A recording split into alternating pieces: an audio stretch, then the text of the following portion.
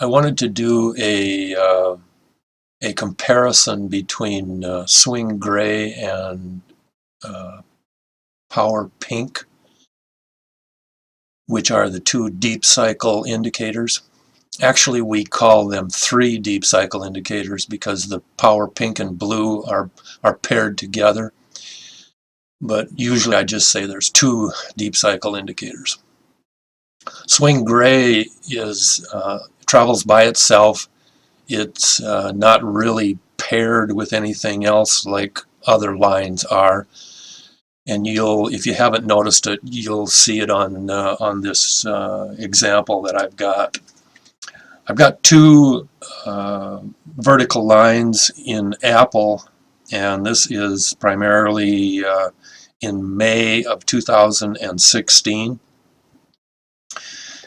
And excuse me, the the swing chart is at the bottom, and the power chart is up above it. And I also have the zip and the trend chart with the candle chart. Excuse me. The blue line going through is the long-term trend line through the candles, and I have the gray bands on here, but I've removed the other bands. In this right vertical line right here, we have a case where power pink is higher than, or is highest, and I have both green lines on the day after the peak of the power pink in this case, and over here on the other green line the day after the swing gray deep cycle peak. When swing gray is under zero, like it is right here,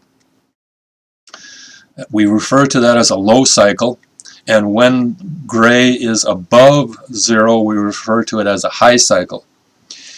And typically we're price going up in a high cycle and price going down in a low cycle. Now, we also have separation differences, like for example between the pink and the blue. As pink gets higher, sometimes the difference between pink and blue gets bigger, and that can show up, and it's reasonably nice in this example. Apple here on May 27th was it closed at $100.35, and it closed 3 days later at 97.72, had a low of 96.63. So it's down $3-4 in 3 days, which is a nice drop. Excuse me. The other thing I want to point out to you here is where the swing gray is. The swing gray is climbing up. It's just above zero, and it's definitely not highest or on a peak like swing pink is. And so when we discovered the benefits of the deep cycle indicators, we found two, which are the power pink and the swing gray, and discovered that there were two different types of well, we might as well say just two different types of indicators, because they record or recognize different powers or forces, pressures, whatever term you want to say, inside the stock. And this is obvious on this right vertical green line, because power pink is highest, and whereas swing gray is not. Over on the left vertical line, swing gray is high, and again power pink is very low. We have a significant drop on this left vertical line from where it's at. We're also the day after a pink green top. in which zip yellow is real high. And excuse me. One thing I'll have you take note of here, in your swing gray down here on the left side of this left vertical green line, we are actually in a swing gray head and shoulders pattern. Some people might just simply call it a triple peak. You don't see that, excuse me, with any clarity in the other charts. And when you have in this case, it's obviously price divergent, because each peak in the price is higher. But that is not the case when you have the peak here next to the green line. That peak is lower, which creates the head and shoulders pattern, but also identifies the start of a downtrend. So we have the highest peak and also the recognition for the start of a downtrend, because I think you know, or maybe you don't, but lower highs are a basic definition of a downtrend. When each high is lower than the previous one, you are in a downtrend. And there's people in the market business, stock market business, that tell you wait for the third high before you jump in, and that's craziness. I mean, it's already over by that point. So, excuse me. Just recognize and keep in mind, I'm emphasizing this because swing gray is a slow-moving line. Swing gray is a real key line for us. I mean, it controls, or it tracks the cycles, and that's, I mean, that's where it's at. Because if you want to get in on the bottom, you need to find the bottom. If you want to get in on the top, you need to find the top. And there's obviously, it's excuse me again. It's just like your long-term trend, the blue line in the candle chart. People are concerned about long-term trend. Yeah, that's fine, but we needed to create something that was different, and that was, or something that we could recognize, not different. We couldn't trade with the long-term trend line. So the three groups of the short-term trend lines came up: the trend trio, yellow, pink, blue, and excuse me, the power, green and orange, and the swing, red and green. By the way, red never crosses under green. Now, those three groups created the short-term trend line. The fast trend lines are primarily your trend red and your trend green, because they'll show you the immediate turnaround of a reversal pattern.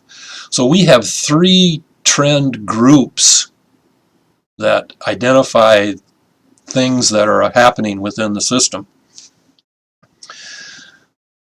When a trend pink as a high cycle,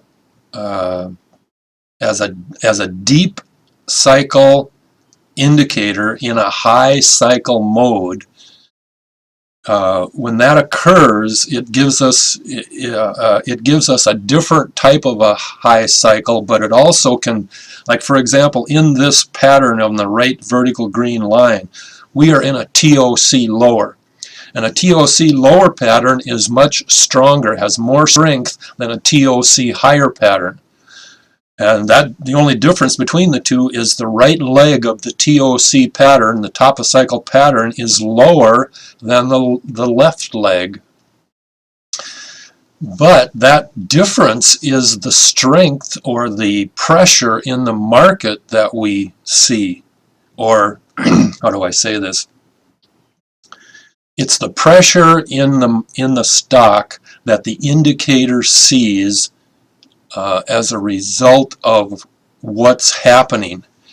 It does not necessarily indicate, at that point, indicate price change, a significant price change, as is indicated in this on this day. The difference in price between the vertical green, the right vertical green line, and the day before is not that significant. But this indicator is telling us that it's going to get stronger because we have a top of cycle lower pattern in the excuse me, in the power pink. The other thing take note of, please, is that power pink is peaking one day before and power blue is peaking 2 days before. So you have divergence on the peak in the power pink and power blue lines. And again, as you know, if you have divergence, you have an indication with something's going to happen. Sometimes we don't know exactly what's going to happen unless you're familiar with the somewhat familiar with the different indicators. I'll say this, with the exception of when you have a divergence on a peak, it's pretty obvious which way the price is going to go. I mean, it's going down, and it's just alerting that to you going down. When you see divergence, divergence doesn't mean that it's going to happen the next day. Just like in this example here, the biggest 2 days of this downtrend was in this is day 1, is in day 3 and day 4. And both of those were gaps down, strong gaps down. So divergence does a thing different that, it lasts more days after the divergent activity takes place. I'm having trouble talking this morning. So anyway, this is a good comparison. I will take note or make note of one other thing here, and that is your when your zip yellow lines. When your zip yellow line and your power yellow line, when your power yellows are lowest, it's indicative of an uptrend. You just have to wait for the signal to define the uptrend. And in this case right here, the signal came with this pink-green bottom, which identified the start of the uptrend. That was also the day when the day after this, when zip yellow went lowest, and then of course power yellow continued to climb up.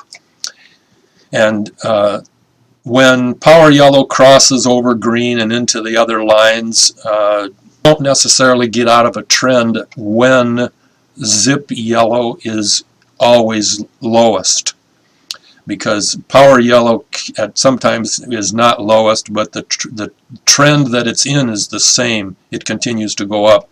It's just like over here. It's excuse me, a similar situation with the power yellow passing through the power green and orange and going into the other lines, but with the exception of this red peak day. Now there's a red peak for you. Zip red is at 63 and zip yellow is at 54. Now that and they're both up. So there's a really close, I mean, that's flexibility in a red peak. But we're also in a downtrend, and that's what makes a red peak much more effective. And you can see next day it gaps down and goes down. So one other thing here I'll point out that I forgot to while we're at it, the 3 Zion lines, swing Zion, excuse me. They are in a triple bottom pattern. They might even be a head and shoulders, inverse head and shoulders pattern. And I don't talk a lot about the the theory of three, but there's an amazing coincidence, if you want to call it that. I think it's tied in with equilibrium, but the mathematicians can tell you. But in this case here, we have right here where the cursor is, we have a swing Zion in a low angle down, and it's also at the end of a triple bottom, or it looks like that inverse head and shoulders that I was telling you. And that became the start of our uptrend. It also became the start of our zip yellow and power yellow lowest and going up patterns. And then it looks like we got nice four green candles, and we obviously have several more after that. But that's the basic ideas that I wanted to convey in the one last thing. The power, if you notice, even after the triple bottom here in the swing Zion, swing gray, until my cursor line right now, 2 days after the bottom, swing gray turned into a BOC bottom. And I point that out just to show you that the swing gray line is slower. It reacts slower, but it's still a very powerful indicator line, and I encourage you to take advantage of it and use it, and just become familiar with how it is used. I will